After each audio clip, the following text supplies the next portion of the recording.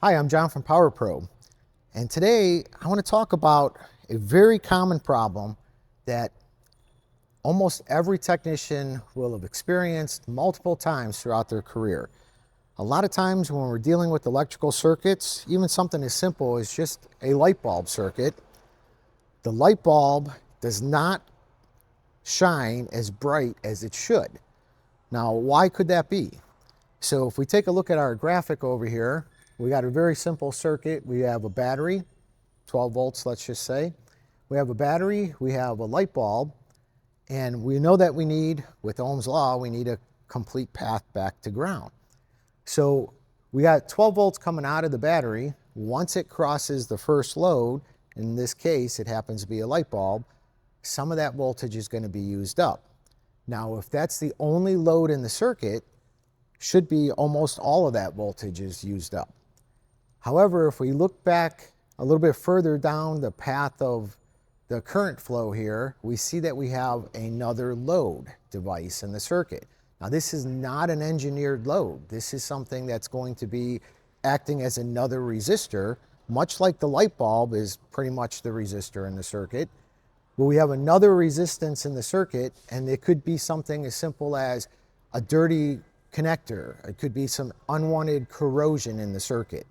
So when we see that, now both of those resistors in the circuit have to share the available 12 volts coming from the battery, which is why a light bulb will glow dimmer, because it doesn't have the full battery voltage. It doesn't have 12 volts because it has to have some of the voltage left to cross the second resistor in that circuit there.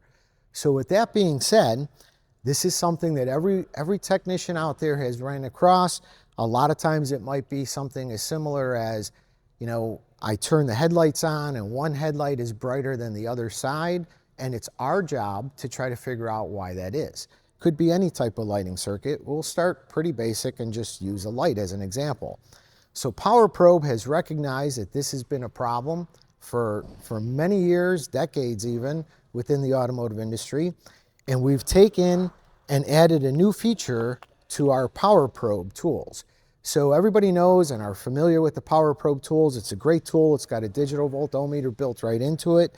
We actually are connected right to the positive and negative post of the battery. So we can always go ahead and compare the voltage from the circuit to what's available in the battery. So that's really nothing new. And we also had the ability to supply a power or ground to that circuit. So in the case of a light bulb, if this wasn't working at all, that's a great diagnostic tip that we could say, okay, let's see if we're getting voltage to it. If we weren't, we can actually apply voltage to it. And if the light bulb turned on, well, we know that the component of the circuit, whether it be a light bulb or a fan motor or whatever the case happens to be, we know the component itself is good. And it's, in that case, a wiring problem. What we weren't able to do before, until we came out with the new PowerFlow feature in our PowerProbe, is we weren't able to measure a voltage drop properly because we weren't able to put a load on the circuit. So with the new PowerFlow feature built into our PowerProbe tool here, I can go ahead and apply a 1 amp load to either the positive or the negative side of the circuit. And it's going to load the circuit down. And now our voltmeter is going to tell us a voltage drop reading. So in the case of our graphic that we had, if we saw that we should have 0 volts after the battery before we even push any of the buttons, and we would not see that on the digital voltometer here. We'd still see that there's a small amount of voltage left. Depending on what the value of that resistance measured out at would determine how much of that voltage is left. So what we could do is we can then go ahead and we can apply a load to the circuit, and that would give us the whole voltage drop that's being caused by, in this example, that extra unwanted resistance that we're trying to simulate as a dirty green corroded type of connector there. So if you happen to have ever come across this type of problem and you're looking for a solution to be able to help with your diagnostics, be sure to reach out to one of our vendors and ask to see and demo the new PowerProbe PowerFlow testing tool. Thanks for watching.